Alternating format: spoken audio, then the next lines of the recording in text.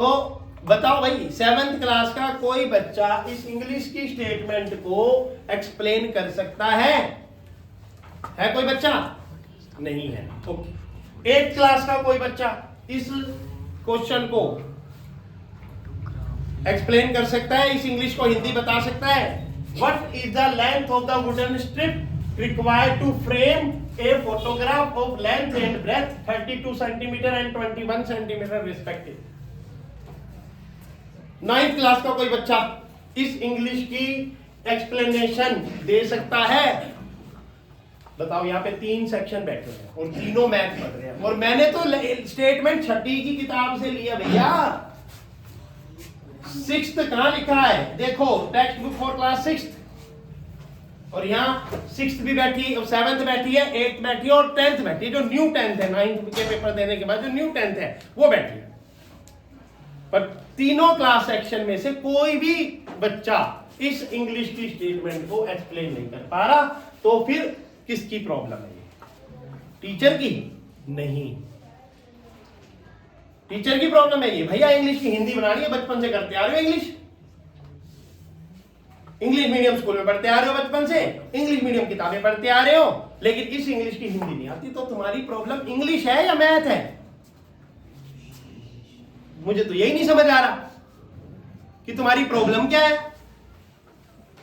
तो problem English हुई या मैथ्स हुई? मैथ तो जब मैं फार्मूला लगा के वैल्यू पुट कर दूंगा तो ये तो आता था, ये तो हम कर देते। तुम्हारा जवाब ये होगा, ये तो मेरे सर ने कर दिया। वो तो नकल हुई ना, मैंने कर दिया, तुमने उतार लिया, वो तो नकल हुई। अकल कहां लगी? अकल तो जब लगेगी जब इस स्टेटमेंट का सेंस मीनिंग क्लियर होगा। तो वो क्लियर ही नहीं है।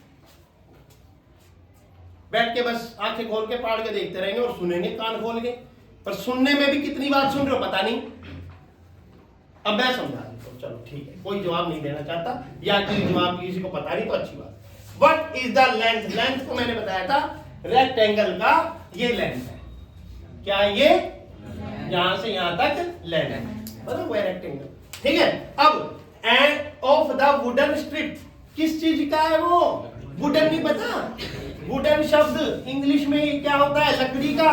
मतलब ये जो बना हुआ डिजाइन है ये किस चीज का बना हुआ है? लकड़ी का।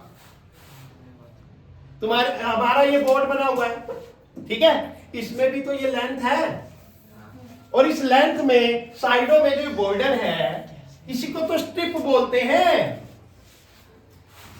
बस ये स्ट्रिप जो है एल्युमिनियम की है, वो वुडन की है। पीछे जो बोर्ड लगा हुआ है ग्रीन कलर का चौक बोर्ड, वो लकड़ी का है साइडों में। वही बोल रहा है वो वुडन स्ट्रिप। अब हिंदी बननी शुरू हो गई। जब तुम्हें यही नहीं बनानी आएगी तो तुम्हें पता कैसे लगेगा? इस मैथ के इस क्वेश्चन को 6ठी क्लास में डाला गया है तो तुम्हें क्या समझाया जा रहा है? इसको लगाने की कीमत कैसे निकलेगी जब तुम्हें वुडन स्ट्रिप ही नहीं पता? ये वुडन स्ट्रिप कहां लगती है ज्यादातर बताओ?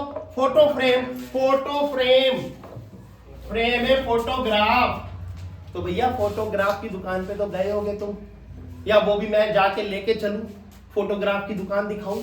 फिर उसकी दुकान पे बहुत सारी फोटोज टंगी हुई हैं, किसी का डिजाइन कैसा है, किसी का कैसा है, किसी का कैसा है। वो कहता है कौन सा सैंपल चाहिए? चाहिए नहीं चाहिए भाई, साइडों में तुम्हें बॉर्डर चाहिए ना अपनी फोटो लगा के, तो कौन सा बॉर्डर चाहिए? वो बॉर्डर फ्रेम है। गूगल पे भी सर्च करोगे ना कि मुझे एक A4 शीट, व्हाइट शीट के चारों तरफ एक बॉर्डर चाहिए, लगा के दो, तो वो लगा के दे देगा। व्हाट्सएप पे भी लिख के भेजोगे ना कि मुझे एक, वो भी मैं वीडियो सिखाऊंगा आपको बनानी, व्हाट्सएप पे लिख के भेजोगे मुझे ये चीज चाहिए, तो वो बना के दे देगा। आपकी फोटो भेजो उसको, इसके चारों तरफ एक फ्रेम लगा के भेजो, वो फ्रेम लगा के दे देगा। उसको तुरंत आप स्टेटस पे अपडेट कर देना।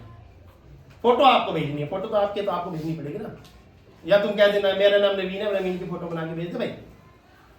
नहीं भेजेगा भाई, तुझे फोटो भेजनी पड़ेगी, वो फ्रेम करके भेज देगा। व्हाट्सएप को बोलो ये बात, वो करके दे देगा।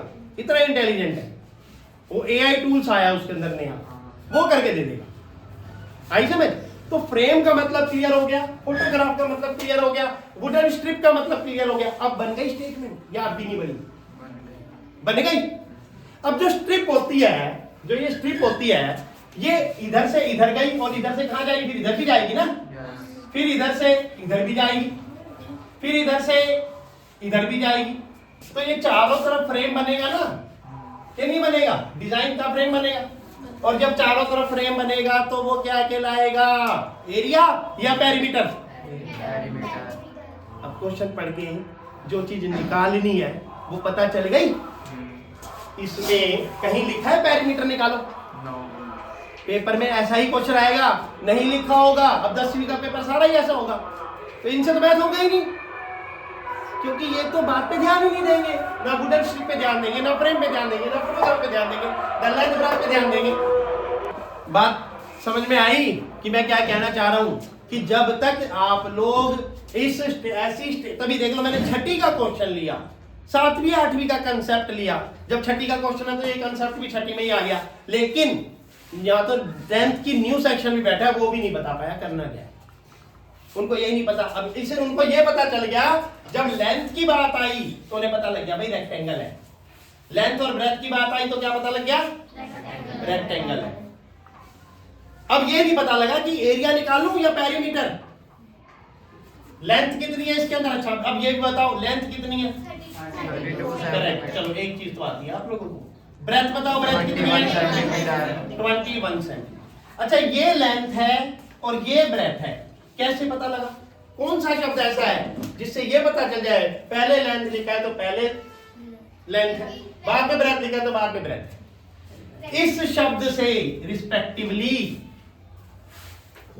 जब कोई भी चीज होगी, पहले क्या है, अगर कल को रेक्टेंगल, कल को कह दे कि भाई जो प्लॉट का एरिया है लेंथ इनटू ब्रेथ वो है, और अंदर जो टाइल लगाई स्क्वायर है, और उसके पेरीमीटर दोनों के ये है, और फिर रिस्पेक्टिवली डाल दे, तो समझ लेना कि पहले रेक्टेंगल का पेरीमीटर है और बाद में स्क्वायर का पेरीमीटर है, क्योंकि बाद में कौन सा शब्द डाल दिया, समझे नहीं समझे? अब बच्चा स्टूडेंट इस चीजों पर ध्यान, पूरी स्टेटमेंट में वट का मतलब तो पता है क्या, लेंथ का मतलब लेंथ, और ब्रेथ का मतलब लेंथ, ब्रेथ का मतलब रेक्टेंगल। स्क्वायर तो नहीं होगा ना, स्क्वायर में तो ऑल साइड इक्वल होती है। वुडन स्ट्रिप नहीं पता था, रिक्वायर्ड जरूर भैया, ये मार्जिन कितने रिक्वायरमेंट है एक फ्रेम को बनाने में, एक ऐसा फ्रेम फोटोग्राफ पे लगाने के लिए जिसकी लेंथ ये, ब्रेथ ये, तो लकड़ी के कितने स्ट्रिप की रिक्वायरमेंट है। अब वो लकड़ी की स्ट्रिप लगेगी चारों तरफ, चारों तरफ लगेगी तो उससे क्या निकलेगा, क्या निकलेगा, अभी भी बोलने में गद्दार लग रहा है आपको। Of a photo frame, photo equal to 2 bracket start L plus B, 2 bracket start L is 32 plus bracket is 21 equal to 2 2 1 3 3 2 5 53 equal to 6 और 10 106 सेंटीमीटर। कितनी लंबी लकड़ी आएगी, 106 सेंटीमीटर की लकड़ी आएगी, जिसके टुकड़े कर करके मैं फोटो फ्रेम पे चारों तरफ लगाऊंगा। अब वो सेंटीमीटर किससे नापूंगा, इंची टेप, सबके घरों में है, सेंटीमीटर लिखा होता है इंची टेप पे, देख लेना आज जाके, 106 कहा कितना होता है खोल के देख लेना आज, ठीक है। अब जब लकड़ी खरीदने गए तो उसने कहा भाई 10 रुपए सेंटीमीटर है, कितने रुपए सेंटीमीटर है, 10 रुपए। तो 106 सेंटीमीटर कितने की पड़ेगी लकड़ी, 1060 भाई। Price cost, sorry cost of wooden strip is 106 multiply 10 equal to 1060 rupees, 1060 रुपए की तो लकड़ी आएगी, वो डिजाइनर जो फोटो फ्रेम पर लगेगी, क्योंकि cost of wooden strip is ₹10, price given है पर सेंटीमीटर। ये भी लिखा होगा पर सेंटीमीटर, 1 सेंटीमीटर के 10 रुपए हैं। तो तुम्हें तो कितने सेंटीमीटर चाहिए? 106 को किससे मल्टीप्लाई करोगे? 1060 रुपए की तो आएगी। अब वो उस पे लगाएगा, उसकी मेहनत करेगा, कील ठोकेगा, कस्टमर से कितने पैसे लेगा? भैया 1800 रुपए लगेंगे। प्रॉफिट भी तो निकालना है, इतने का तो माल आ गया। कस्टमर से कितने लेगा? वो कहेगा भैया 1800 रुपए लगेंगे। अब मैं ज्यादा से ज्यादा मार्जिन उससे बार्गेनिंग कर लूंगा, भैया 1600-1700 लेंगे, तो वो दे देगा 1600 में, क्योंकि उसको 600 रुपए बच रहे हैं। इसमें मान लो 40 रुपए की कील लगा देगा, 1100 रुपए खर्च हो गए, तो 500 रुपए बच गए। वो 500 प्रॉफिट के चक्कर में बना देगा आपका काम, कहेगा अभी दे जाओ, 2 घंटे बाद दे जाओ। आया नहीं आया?